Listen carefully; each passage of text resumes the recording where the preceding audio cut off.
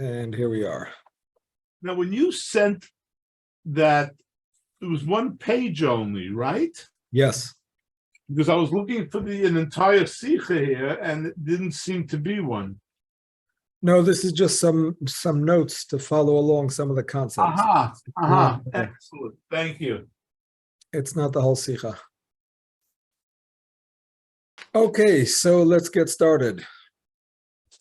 The Torah portion this week is called Toldos, which means the descendants of.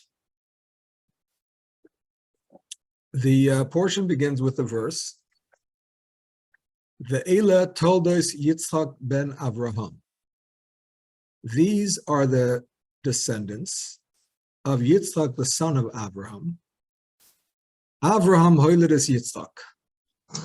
Avraham gave birth to Yitzchok. Doesn't mean literally gave birth, but he birthed, he caused it to give birth.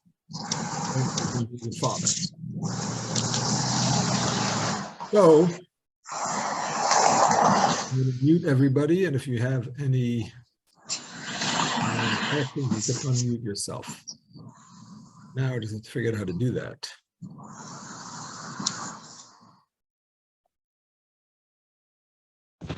How do I do that?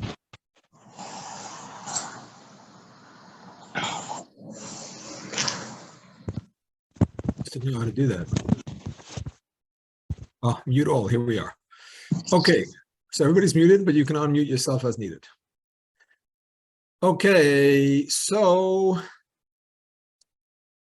it's interesting that the Torah portion is named differently than the Torah portion of Noach. The Torah portion of Noach also begins with a similar three words, except instead of Ve'ela Toldos Yitzchok, it's Ve'ela Toldos Noach. These are the descendants of Noach. Now, if we were looking for a word in the beginning of the parsha to name the parsha afterward, if you're just looking for the first available word, then you would think that Parshas Noach would be called Parshas Toldos. You know what, let me just backtrack a little bit and explain. Of course, we have 53 or 4 parshas we discussed last week. And these were not decided by any particular sage. They were certainly not decided by Hashem himself, because the whole idea of reading the Torah once a year was only a custom that started in the time of the Talmud. Originally, there were some communities that read the Torah once every 3 years. Some did it once a year. Nowadays, we all do it once a year. So certainly the names of the Torah portions are not given by Hashem, nor do we actually know who gave them, because it seems like it was more of an organic thing. You know, every parsha needs a name, so you'll know what parsha you're up to. And we'll just choose a word at the beginning of the parsha, and that will be the name of it.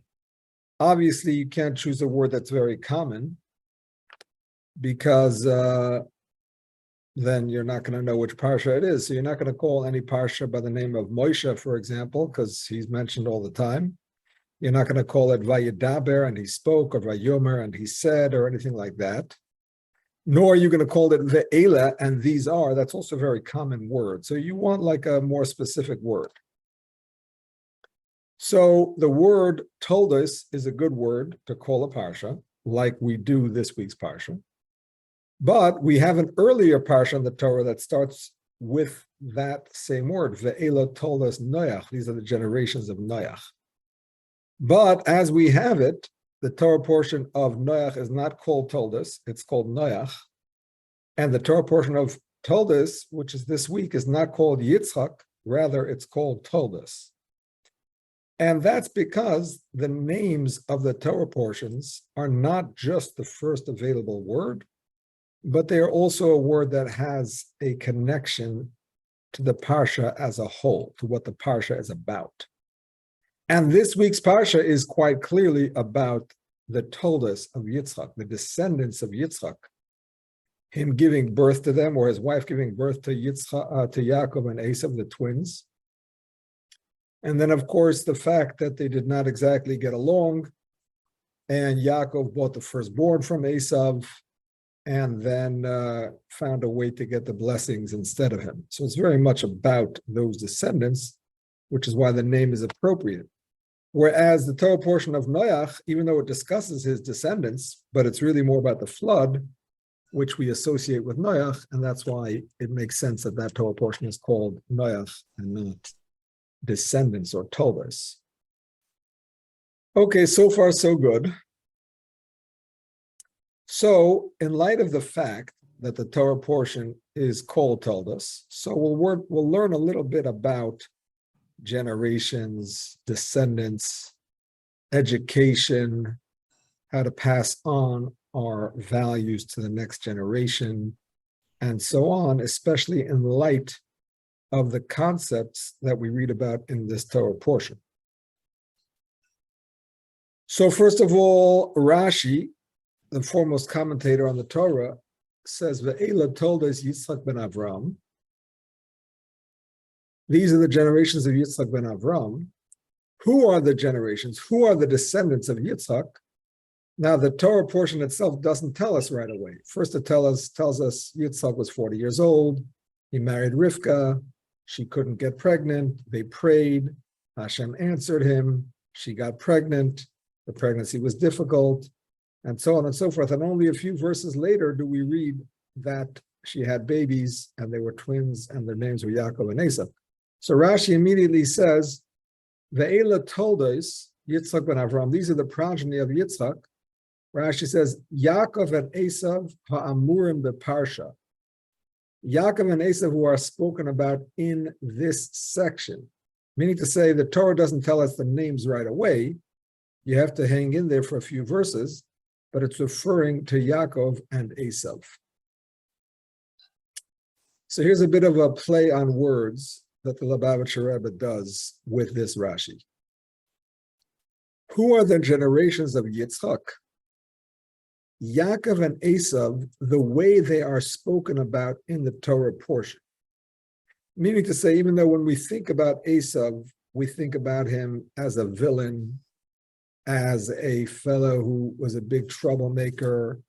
He was a hunter. He was not an honest person. He killed people. He took advantage of women. His lifestyle was very much not in consonance with that of his father, Yitzchak. Yet at the same time, the Torah does find good qualities that Esav had. For example, Esav excelled in the mitzvah of kibud av. He showed great respect for his father. The Medrash says that when he would come in to see his father and to serve his father, he wouldn't wear his street clothes. He had a special garment that he would leave in the house of his parents. And when he would come into the house, he would change into that garment so that he should give respect to his parents, or to his father specifically, because his mother kind of was onto his game. He couldn't fool her. But his father, he really went out of his way to show respect for. And he would wear these special garments in order to show him that respect. And the Gemara says there were rabbis in the time of the Talmud who would say, even though I respect my father, A, B, and C, I do for my parents and whatever, but I don't even come close to the level of service that Esav gave to his father. So we do have positive qualities that we speak about when we speak about Esav. And the thing is that when Yitzchak looked at Esav, his perspective was not about the Esav that we imagine, the troublemaking Esav, the guy who's always getting, all kinds of negative attention. The kind of Esav that Yitzchak saw, the Toldos of Yitzchak, the generations of Yitzchak, the descendants of Yitzchak, were Yaakov and Esav the way they are in the Torah. meaning to say from a Torah perspective, from a positive perspective, he saw the potential that Esav had, which is why you'll notice he never kicked him out of the house. We don't find even one word of rebuke, quite frankly. Maybe it's a little bit extreme, but he always treated him in a very positive way. And this was the way Yitzchok tried to educate. And that's something we can learn from. When you want to educate somebody and you want to help them become the best thing they can be, the best way to do it is not by pointing out their flaws. Look, you're doing this wrong, you're doing that wrong, you could do this better, you could do that better, how about this, how about that? When you point out somebody's flaws, even though they're true, the nature of people is to say, hey, what do I have to listen to this for? You know what I'm saying? I can hang out with my buddies and we get along just fine and nobody tells me off like you do. So what do I need you for anyway? And it can be a big turnoff in the relationship. The way to do it is the way Yitzchak did it. He saw the Esav from the Torah perspective. He saw the good in Esav. Esav wanted to give the tithes even from salt and even from straw.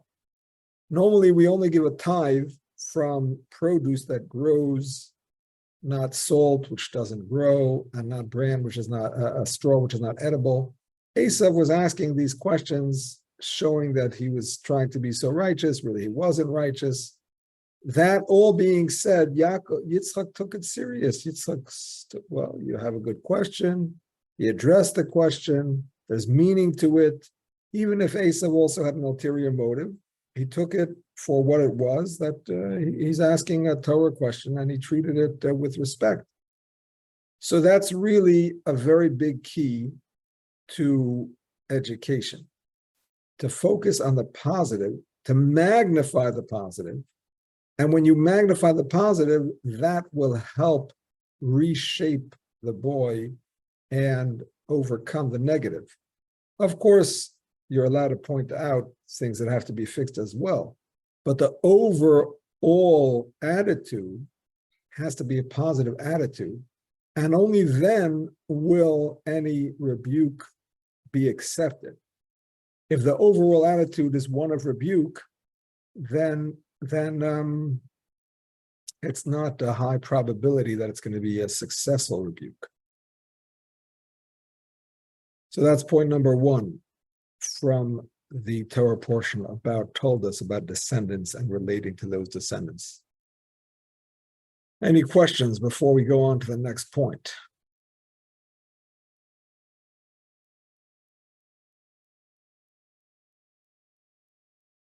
Feel free to unmute yourself or selves.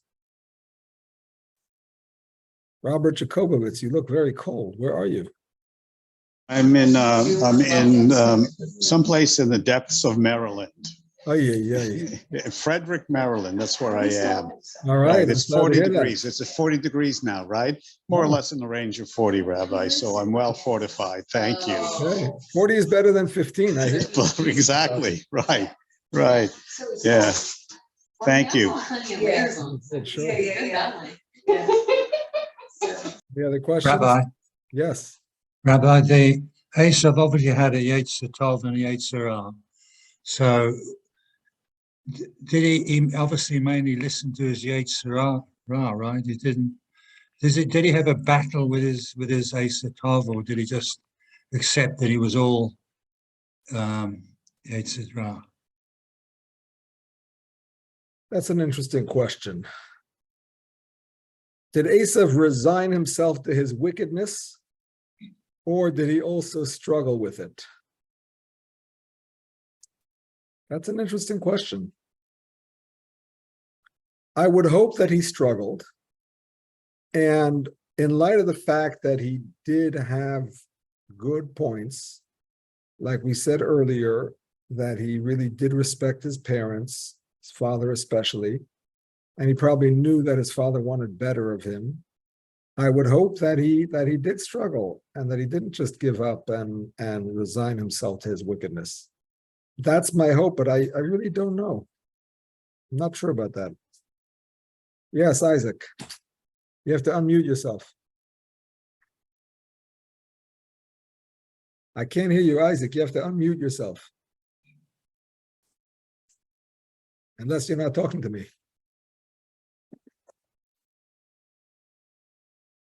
Okay, maybe you're talking to somebody else in the room. Okay. Here's what I'm saying. Oh, yes, go ahead. The last action he took that we know about, that's what I would say you have to measure him by. Which was? Which was, he left his head someplace. Yes. Go ahead, I'm listening. I'm saying, but by that is what I would measure the person. If you're asking by what do I measure the person, I would say the last possible moment where he could have been doing tshuva. So And you're how saying did he end up? You're saying the fact that he wanted to be buried next to his father is a sign that he wanted to do tshuva. No, I'm saying the fact that he was there just making trouble, whatever it was that he was doing, however righteous he was going to declare himself, there was no question that he was making a chilul Hashem at the end. I don't think there's any question about that. I thought you were saying just the opposite. I thought you were saying the fact that he was willing to fight to be able to be buried next to his father was his last stand and showing of his affinity for holiness. All right, that's one way to interpret it, and it probably is good, and I'm not sure. We got to figure that out. We have to ask a higher authority for that one. you're being done l'kafschus. It's very nice. Well, that's what we're trying to do here with Yitzchok's eyeglasses. If you need Okay. to have a Russia someplace, can't have a world with kulo tzaddikim. You need to have a Russia also. Well, of course, there's no fun otherwise. But the main fun is to try to turn them around. That's the main fun. All right, it's good. I agree. You analyze, you decide, you say he's righteous, and then bury him. Okay. Emes, who was it? Rabbi Victor Miller, who was saying when you always look at a yid who's not holding for mitzvahs, but he has a good heart. He says, yeah, he has a good heart. And up in Shemayim, there is a long string with all of these millions of good hearts. And the rest of their bodies are burning in Gehenna. But the good hearts are up in Gan Eden. I'm sure by now all their bodies are in Gan Eden too. I have no doubt.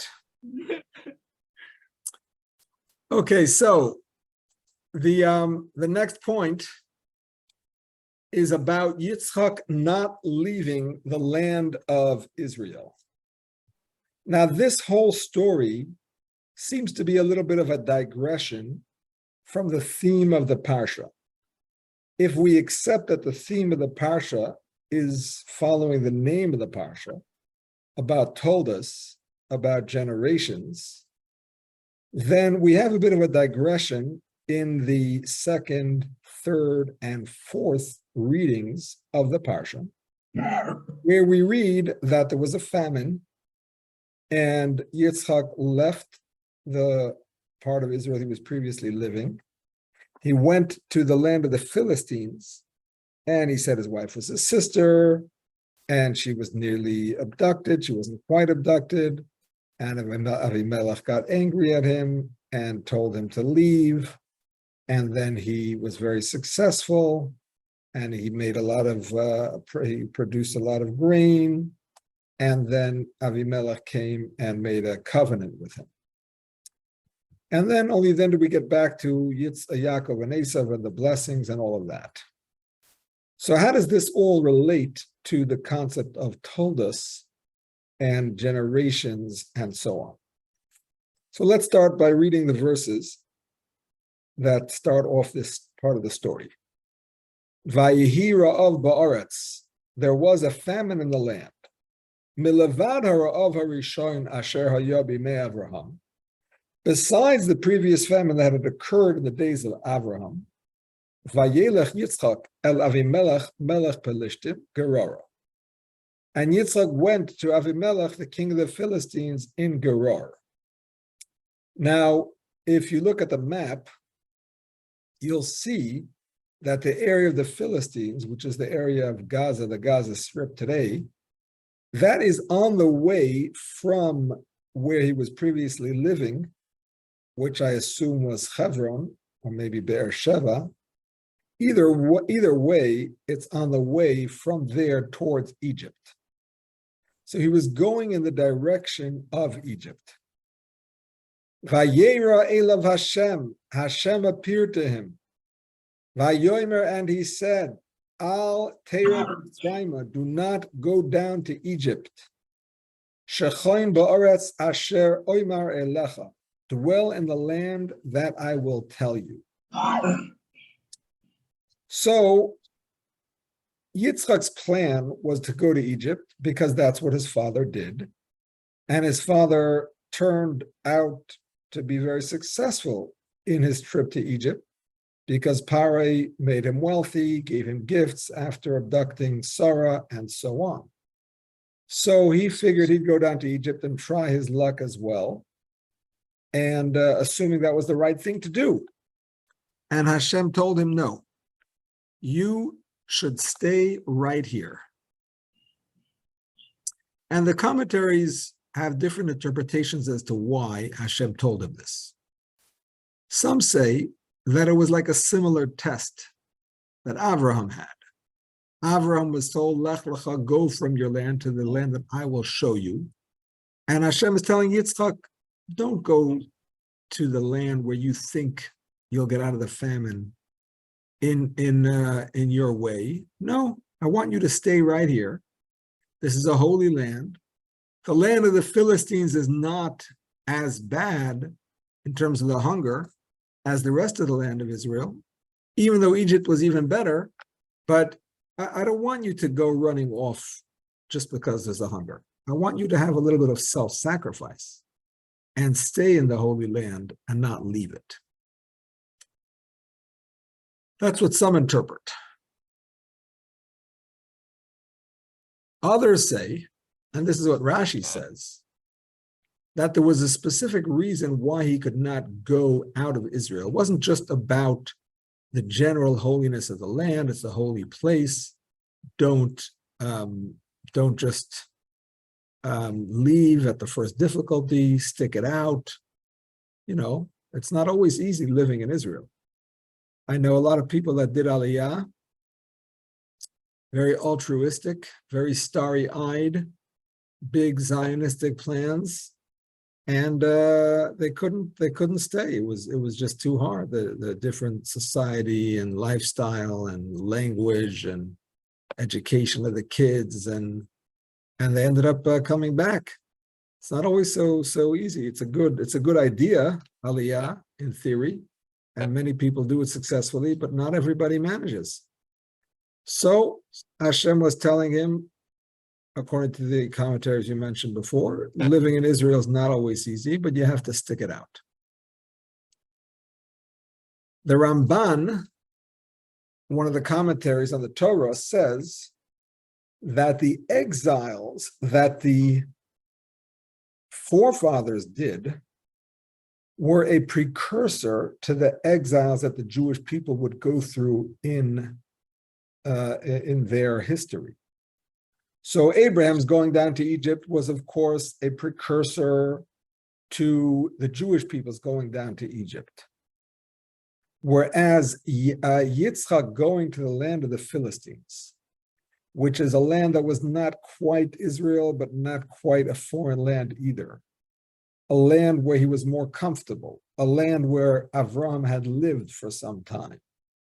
That was similar to the next exile that the Jewish people experienced after Egypt. Where was that?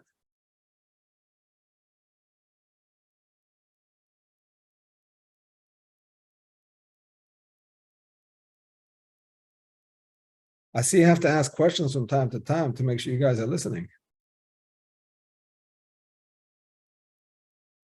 Where was the next exile that the Jewish people experienced after Egypt?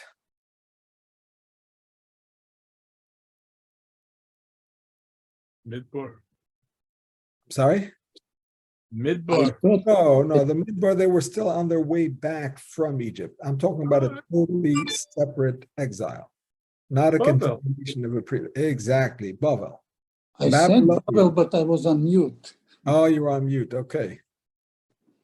So the exile that they had next was Babylonia. And that was similar to the land of the Philistines because they were comfortable there. When they went there, they already had their own people there. Because before the Beis Hamikdash was destroyed, there was already a wave of exile that took the Jewish people to Babylonia. So they already had a system set up and a communal support structure, so it was much more comfortable. So that was the symbolism of Yitzchok staying in the land of the Philistines and not going down to Egypt. Okay, but let's learn Rashi's opinion. Rashi says, because he thought of going down to Egypt, as his father had gone down in time of famine, he said to him, he meaning Hashem, Hashem said to him, do not go to Egypt, for you are a burnt offering without blemish, and residence outside the Holy Land is not befitting to you. Yitzchok, if you remember, was a sacrifice to Hashem. We had it in the Torah portion 2 weeks ago. Hashem told Avraham to bring him up as a burnt offering. He did so. He tied him up. He was ready to sacrifice him. And then, of course, the Malach, the angel, told him not to. But he had the sanctity of an offering. And not just any offering, but a burnt offering without blemish. A burnt offering, by the way, is the holiest of the offerings, because none of it is eaten by people. It's completely burnt. So it, so to speak, belongs to Hashem completely. Second of all, it's without blemish. An animal that is blemished, even if it was previously supposed to be sacrificed, can be redeemed. And then it can be eaten by regular people. But if it does not have a blemish, that is not true. It remains holy and sanctified. So Yitzchak had no blemish. He was blind, actually, but maybe that was only later on. So he had no blemish, and therefore he had full holiness of the sacrifice, and he was not to leave the land of Israel. That is how Rashi interprets. So, how does this relate to the concept of Toldos, of generations and influencing the next generation? So the way Avraham operated, Avraham's main operation was to go out and influence people. What is called in today's language outreach. He made an inn, people came, people stayed by him. He told them, like we learned in the past, you believed, you thank Hashem, if not, he forced them. And he went to Egypt. He went to the land of the Philistines, as we mentioned, came from Ur-Kasdim, went to Haran. He was very busy traveling, and wherever he went, he was proclaiming the oneness of Hashem. He was very much an outreach rabbi. Yitzchak, on the other hand, much more was a stay put kind of person. This is the only occasion that we find him traveling. I mean, of course, he went with his father to the Akedah, and after the Akedah, he kind of disappears for a few years. Some say he went to yeshiva to learn in preparation for his wedding that he was going to have after that. And then, of course, here he goes to the land of the Philistines, and then he comes back. But other than that, we don't find him moving around much. He really stays in one place, Be'er Sheva, mostly. And we don't really have so much explicit writing about his outreach. We believe he must have influenced people because he was obviously continuing his father's work, but it's not so explicit in the Torah. What we find more explicitly is his work with his children, Yaakov and Esav. And these two things are no accident, because when it comes to Toldos, when it comes to generations, so it's not an outreach type of work. It's an in-reach type of work. Outreach is for somebody on the outside, somebody that's different from you, somebody who doesn't yet believe, the things that you believe, and you're trying to influence them. And you're happy if they say a bracha. And you don't know if they're going to ever say another bracha again. And even if they will, are they going to do anything more than a bracha? Are they going to stop there? What level are they going to achieve? Maybe you'll know, maybe you'll never know. But that's your job as an outreach person. You do what you have to do. And I don't mean your job specifically, an outreach rabbi. I mean, every person should try to influence others, regardless of how much you'll be able to influence them, even if it's only a small influence, just a little nudge in the right direction. That's what we're here for. We're here to do that, to help others physically and spiritually. But when it comes to our own Toldos, when it comes to our own generations, our own descendants, that's something else entirely. That's not outreach, that's inreach. That's Yitzchok's work. It's not about going out to travel, meet new people, make big programs, and conquer the world. It's about your immediate family, your close people. And those people you can influence in a much deeper way because your connection to them is much deeper. You understand them much better. They relate to you much better. They already have, more or less the right belief system, hopefully. And all you're trying to do is bring them up to the next level, elevate them so that they'll reach the level you're on and perhaps even higher. And this is something essential that we have to do, because we can only influence others on the outside up to a certain point. The most we can influence, the people we can have the biggest impact on, are our own family members, children and other members of close family. And we have to not forget about that. Every person has to take an example both from Avraham and from Yitzchok. A person should not just be nuclear and say, I'm shutting out the world, I'm focusing on my kids, taking them to learn, making sure they do well in yeshiva, tests, whatever it might be, grandchildren, my immediate family, my close people, that's what it is. And, my neighbors, my friends, others, it's just too much for me. I can't handle it. No, we have to learn from Avraham, our forefather, that every person that he had a relationship with, or even a passing relationship with, your Uber driver, you have a chance to talk to them about Hashem. He made you, you should thank him. We should appreciate what he does. Thanksgiving's coming. Thank Hashem, take a moment, thank him for everything you have, all the blessings, your family, your health, your country. There's so much to thank Hashem for. And you can explain that to somebody who's not religious or not Jewish and so on. That's very easy. So we have that opportunity, and we shouldn't be shy from it, just like Avraham was not. But at the same time, we have to not forget that the biggest impact we can have is on our own children. So it's not enough to change the world.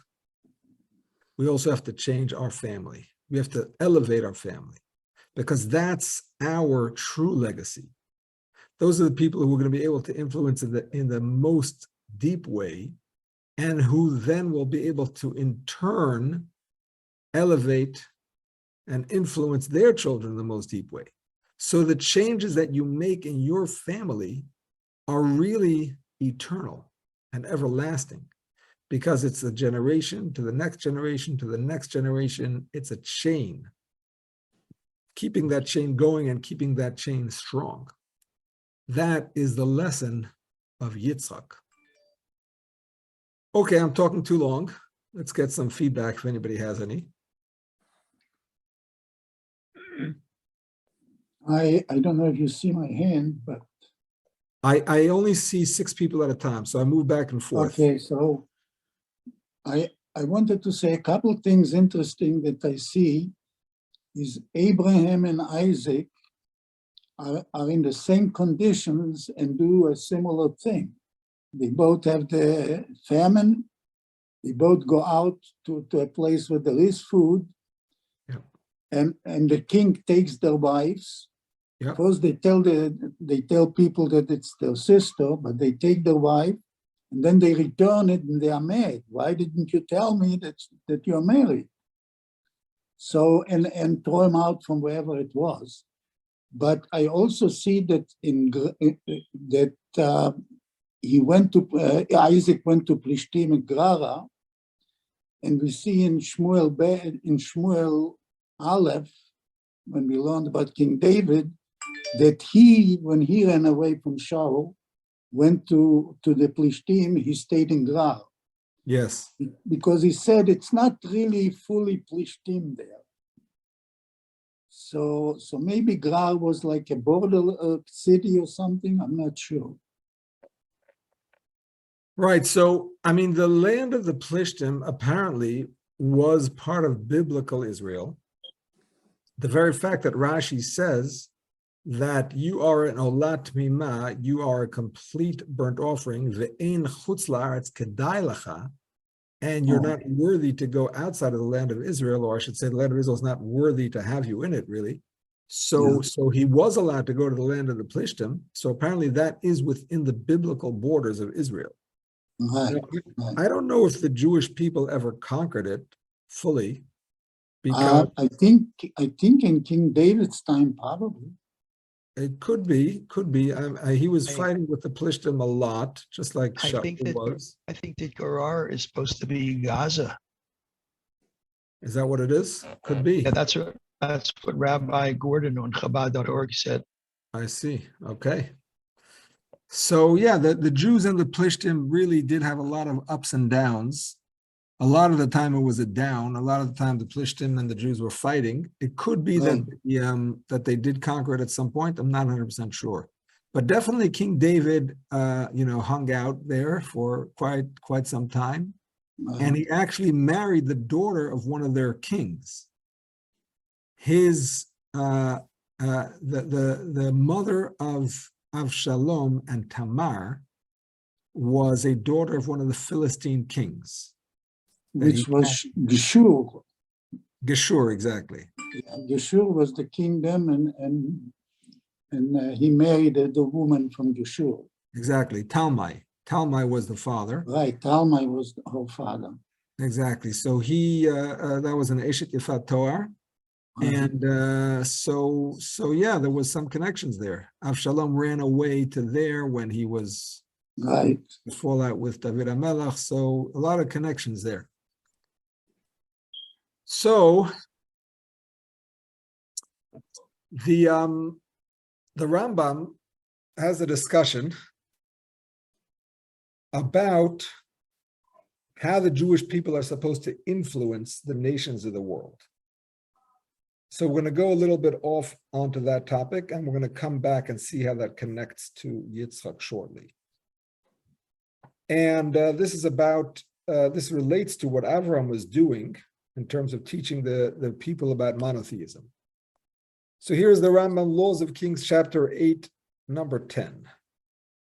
Moses only gave the Torah and mitzvahs as an inheritance to Israel, as Deuteronomy states.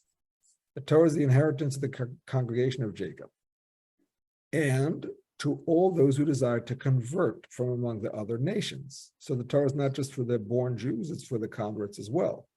As Numbers 15:15 states, the convert shall be the same as you. However, someone who does not desire to accept Torah and mitzvahs should not be forced to. So that is something unique, by the way, about the Jewish religion. We don't feel it's necessary, even if it's within our power, we don't feel it's necessary to convert other nations. Other nations can observe the 7 Noahide laws and have a place in the world to come, and there's no need for them to convert. By the same regard, Moshe was commanded by the Almighty to compel all the inhabitants of the world to accept the commandments given to Noah's descendants. That is our obligation, to bring the awareness and the commitment to observing the 7 Noahide laws to all of humanity. If one does not accept these commands, he should be executed.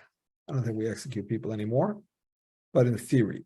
A person who formally accepts these commands is called a resident alien. In Hebrew, that's called a ger toshav. This applies in any place. This acceptance must be made in the presence of 3 Torah scholars. Anyone who agrees to circumcise himself and allows 12 months to pass without circumcising himself is considered as one of the nations. Okay, so one of the jobs of the Jewish people is really to influence the world at large to recognize one Hashem and accept the belief in one Hashem and the observance of the 7 Noahide laws, as we just mentioned. And in fact, that is one of the deeper reasons why we are here in exile. Whether you're in Maryland or Chicago or South Florida or wherever else you might be, we are here in exile. I don't know if there's anybody watching here in Israel, but we are here in exile. And one of the reasons Hashem has spread us throughout the world is to influence others, not just other Jewish people, because for that we could have stayed in Israel, but to influence the nations of the world, to make them aware of the one Hashem.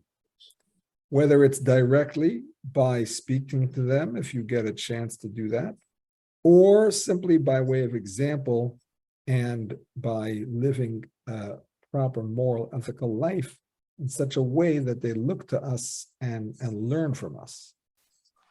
So, of course, we know, everybody knows, that when Mashiach comes, all of the Jewish people are going to be gathered into the land of Israel. How we're going to fit is another question. Apparently, the borders are going to expand up to a point, and we'll figure it out, and we'll all fit, and it'll be wonderful. But another thing is that at that time, the entire world, all of the nations of the world, will come to believe in the one Hashem and will worship him. They won't actually become Jewish, but they will all worship the one God. So it's interesting that nowadays we are influencing the nations by being amongst them. But in the future time, that influence will also take place, but it will take place from a distance. We will be in the Holy Land, yet the knowledge of the Jewish people and their relationship with Hashem will spread throughout the world, and the influence will be kind of by osmosis. Just by hearing about it, that will influence them. And this is expressed by the prophet Isaiah, chapter 2, verse 2. And it shall be at the end of the days that the mountain of the Lord's house shall be firmly established at the top of the mountains, and it shall be raised above the hills, and all the nations shall stream to it. And many people shall go, and they shall say, come, let us go up to the Lord's mount, to the house of the God of Jacob, and so on and so forth. And that chapter talks a lot about how the nations of the world are going to worship Hashem in the future time. But that is going to be an influence that is kind of an automatic influence. Without the presence of the Jewish people throughout the world, we're not going to need ambassadors or anything like that. It's just going to be automatic. And this is perhaps something that Yitzchok did as well. Avram influenced others by going out, meeting them, talking to them, and so on. And Yitzchok's method of influencing was more by example. and by people hearing about him and learning from him by way of example. This can be compared to Shlomo HaMelech, because Shlomo HaMelech never fought any wars, yet all of the nations of the world at that time were subordinate to him, besides the fact that he had a lot of wives and they were daughters of many of the other kings, so he kind of, made covenants with them. But also he was known as the smartest, wisest person around, which is why the Queen of Sheba came, of course, to converse with him and so on. And his influence spread not through his wars and not even through his travels or speaking tours or anything like that. It spread because of the power of his personality that came to be known in the world. And that influence just was like an automatic influence, like when you have a strong light and people just kind of come together and see what's going on. Hey, there's some light here. There must be something going on. So that was the kind of influence that he had. So this is all relating back to the effect of Yitzchok on the world in a manner of inreach, that he worked on his immediate family, but that doesn't mean he didn't affect society. He also affected society, but instead of it being with a more hands-on approach, it was more with a way of example type of approach. Any questions?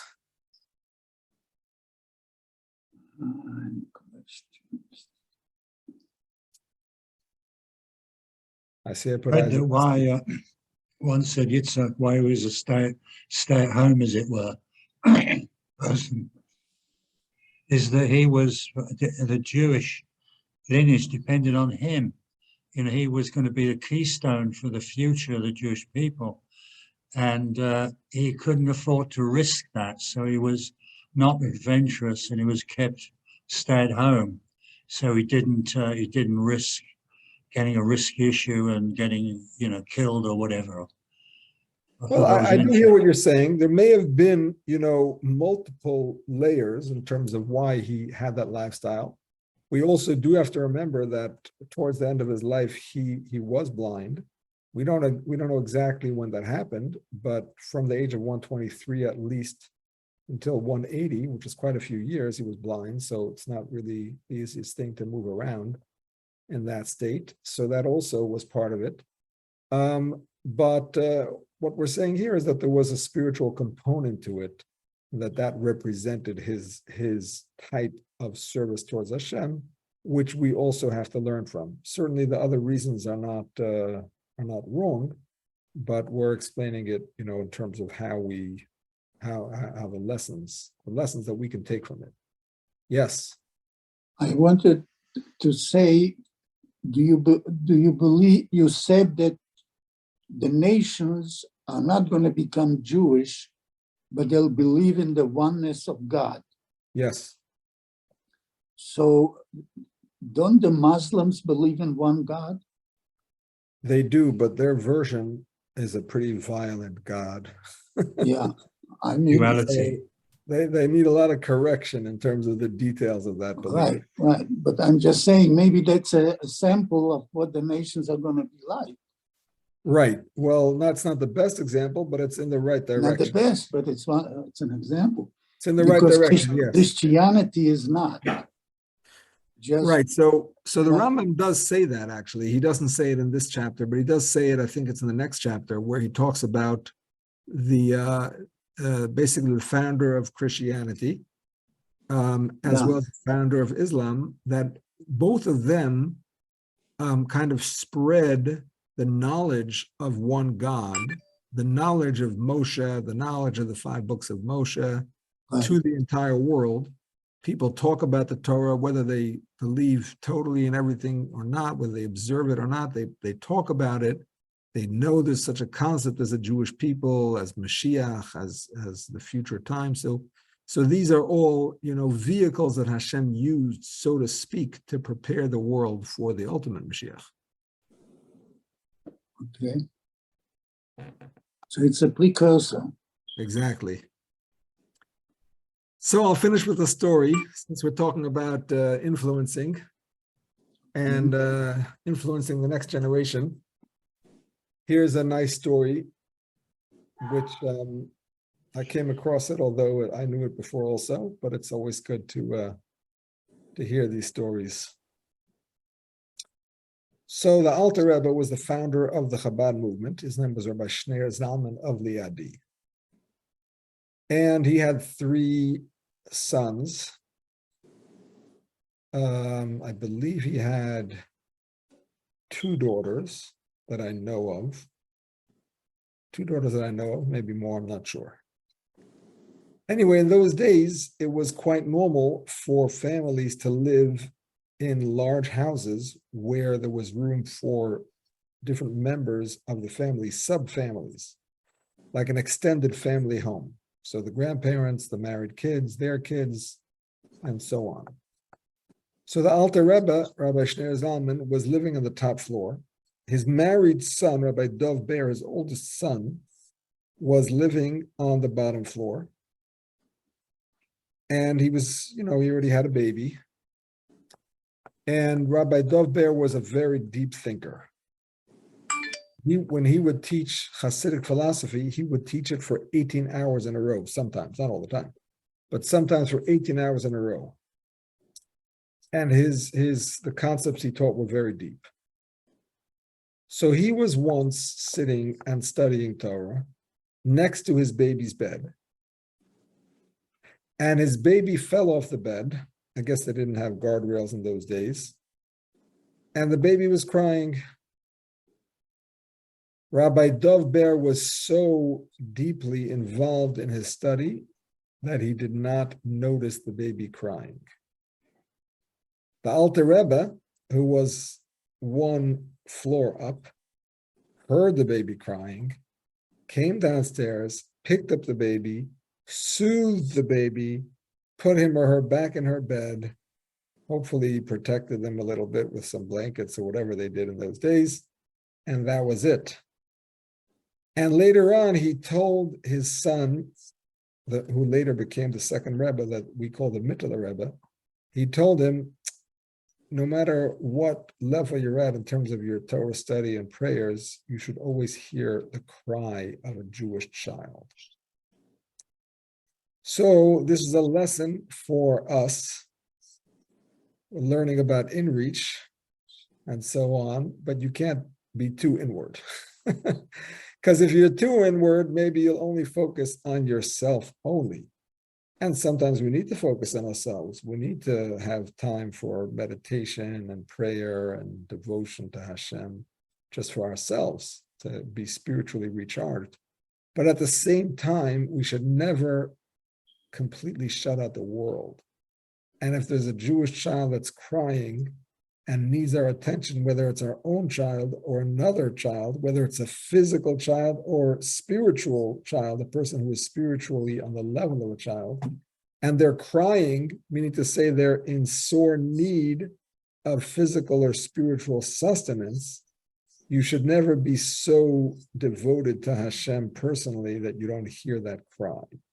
You should always pick up that cry, be able to stop doing what you're doing and pay attention and help the person at that moment to get back on their feet.